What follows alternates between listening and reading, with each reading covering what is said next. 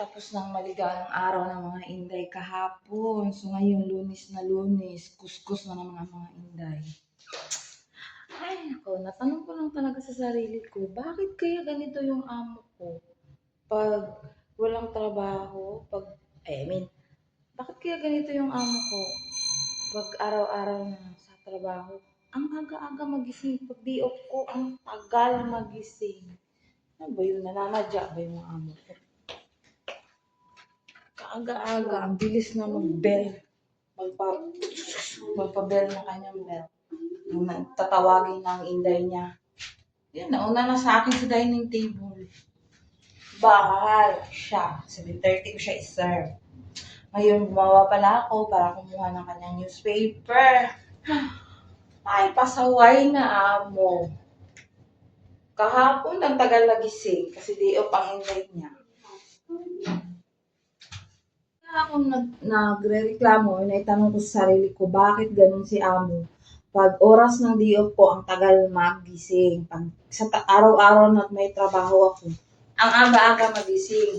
Nagre-reklamo ako kasi syempre, bago ako aalis, bago ako lalayas or mag-day off, kailangan ko kasi muna siyang pakainin ng breakfast.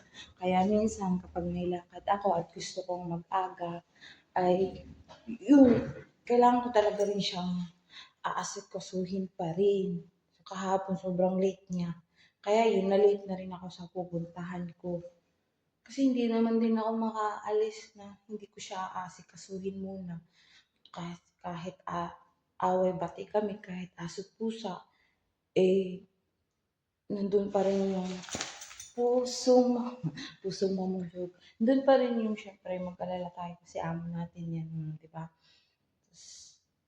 Matanda na rin, naaawa ko. Kailangan ko talaga siya alagaan muna bago ako lalayas. Ready na lahat, napakain ko siya. Naligpit ko yung mga pinagkainan niya. Kasi pag daytime naman hanggang dinner, minsan niyayaya ng mga anak niya. So, hindi na siya kakain dito. So, that's all guys. Papasok na ako dahil nag-aabang na. Pusa sa daga, nag-aabang na yan.